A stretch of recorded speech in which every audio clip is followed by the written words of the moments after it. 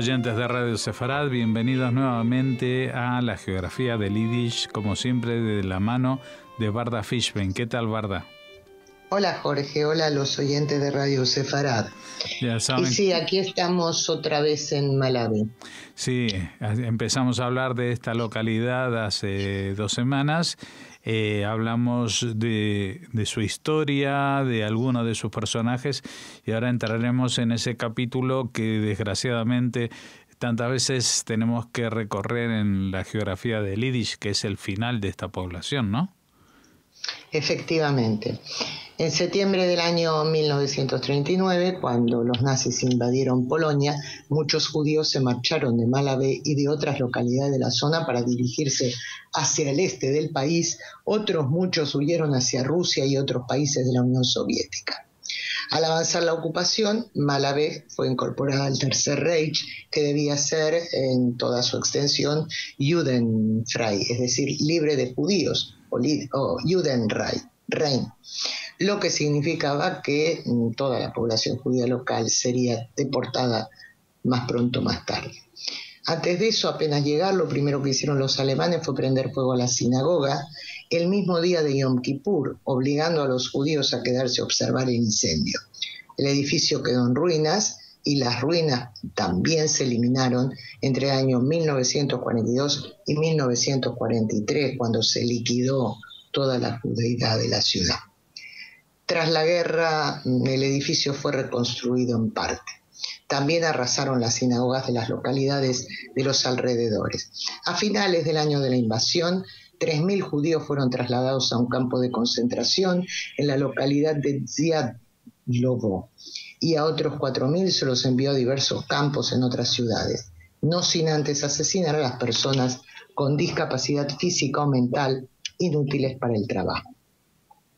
Un año después se estableció un gueto de una extensión aproximada a las 30 hectáreas, que se inauguró en mayo de 1941. Era un gueto cerrado, rodeado de un muro y una alambrada de púas. La pregunta es por qué, después de haber deportado prácticamente toda la población de Malawi nativa, se montó otro vez, se inaugura un gueto. Pues porque allí se confinaron a los judíos de otras partes que reasentaron en Malawi, y entre 1941 y 1942 llegaron a vivir ahí entre 5.000 y 6.000 personas. También se creó un campo de trabajo esclavo que los nazis ubicaron en lo que había sido el mikve, la casa de baño ritual, y allí encerraron a unos 300 trabajadores forzados. Al principio los confinados ahí en el mikve eran judíos y polacos opositores. Luego también encarcelaron ahí a rusos. Algunos judíos además los enviaron a otro campo de prisioneros a realizar trabajos forzados también.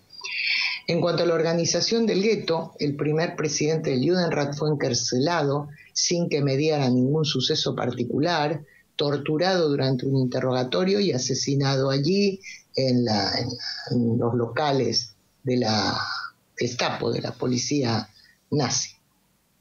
A su sucesor se lo encarceló y deportó. Y en la época del tercer presidente, el Judenrat consiguió mediante sobornos que los nazis obviaran que allí funcionaba una biblioteca, que había una radio, que era un objeto absolutamente prohibido, o que se contrabandeaban productos alimenticios de fuera.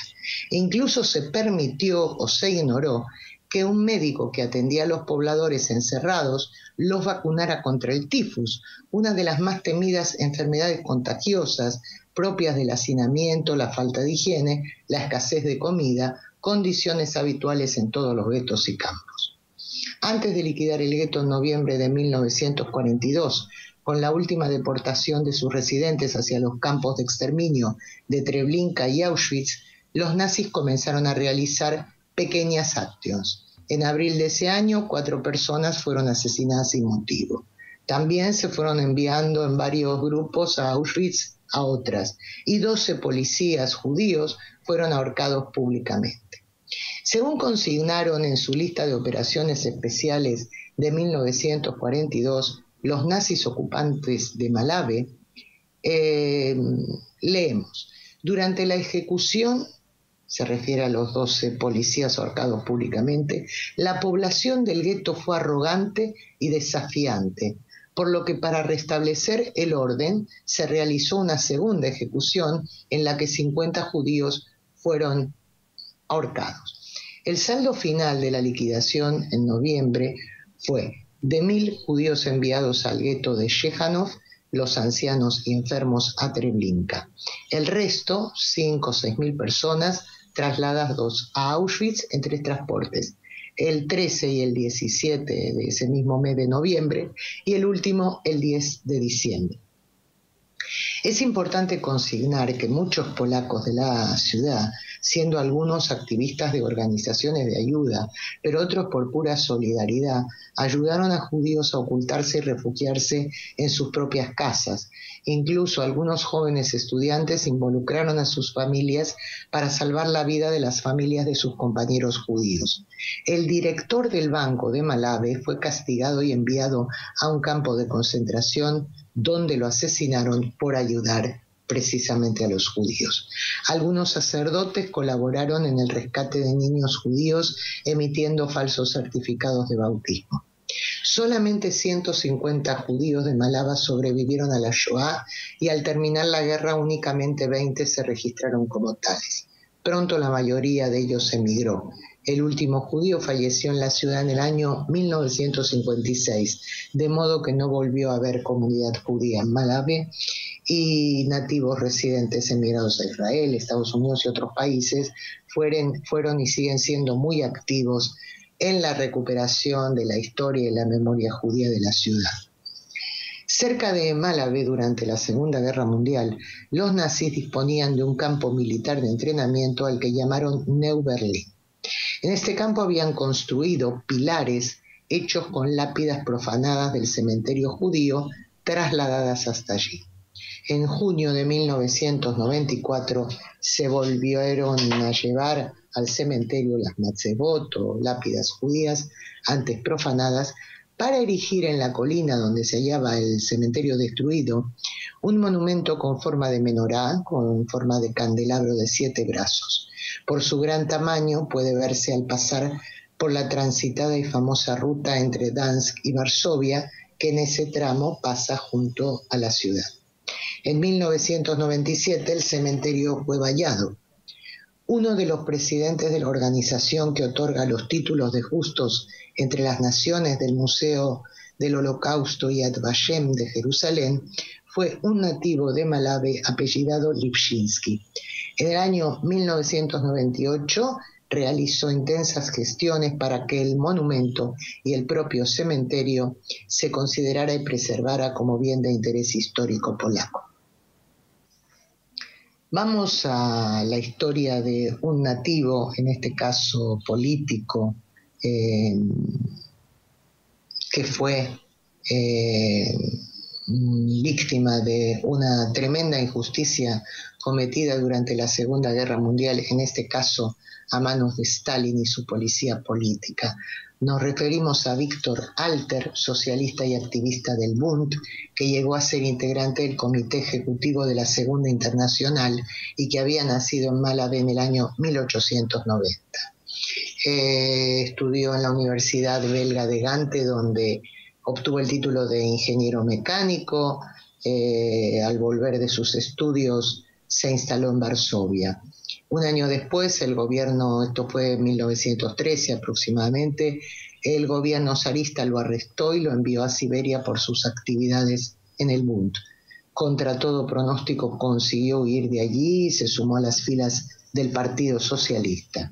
De acuerdo a las ideas de dicha formación, fue objetor de conciencia y rechazó servir en el ejército durante la Primera Guerra Mundial.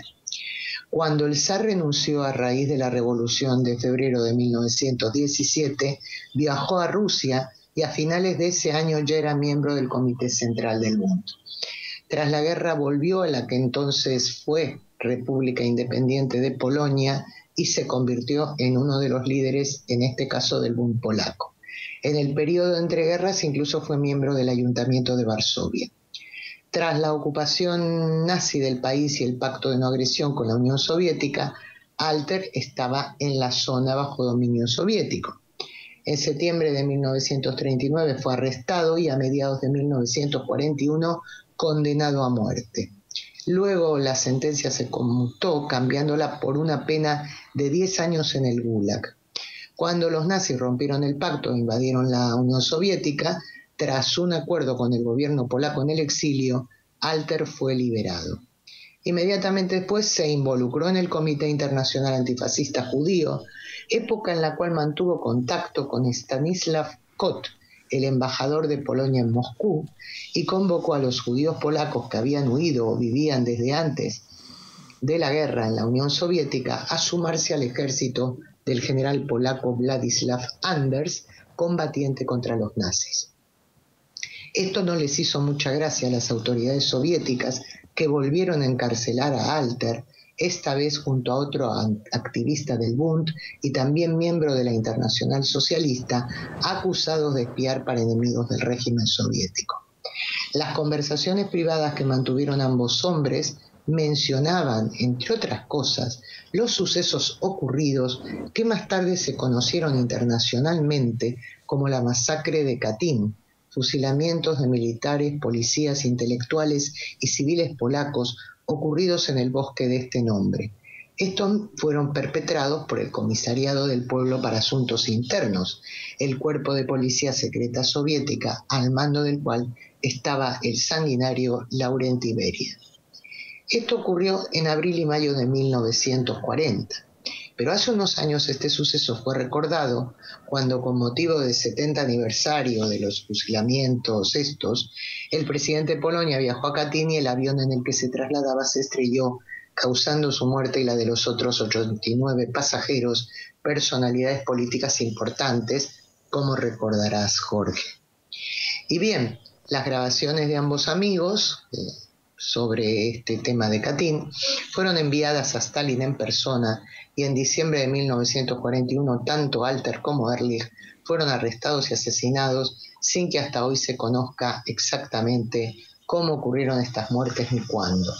Algunas informaciones dicen que la sentencia se cumplió inmediatamente y otras que fue en febrero de 1943. Lo cierto es que dicha sentencia de muerte la firmó Molotov, el mismo que firmó el pacto con von Ribbentrop, y envió una nota a Beria en la que le informaba que la pena había recibido la aprobación personal de Stalin. En el año 1943 el gobierno soviético hizo pública la muerte de Alter, afirmando que era espía de Hitler. La condena fue unánime entre los países democráticos.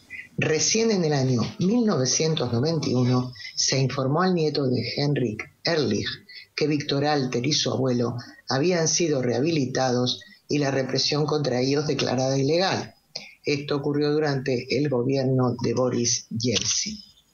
Se desconoce dónde fueron enterrados Alter y Ehrlich, pero en uno de los cementerios de Varsovia se erigió un monumento en su memoria en el año 1988 con la siguiente inscripción: líderes del Bund, Heinrich Ehrlich, nacido en 1882, y Viktor Alter, nacido en 1890, ejecutados en la Unión Soviética.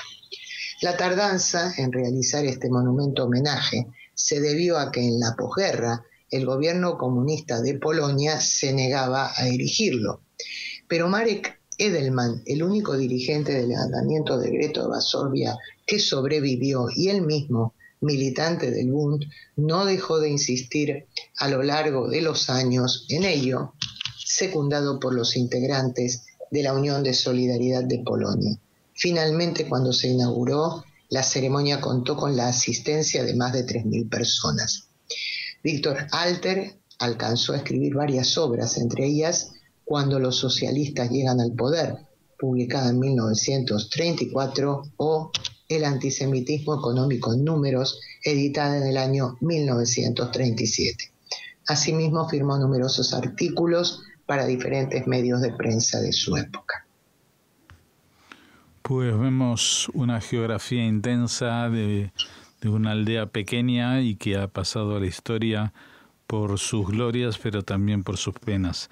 Así que nada, volveremos a encontrarnos dentro de 2 semanas para seguir hablando de estas geografías del Yiddish, estas geografías que han desaparecido en su mayoría, siempre de la mano de tu consejo y tu investigación, Berta Fishbein. Hasta entonces. Hasta entonces, Jorge.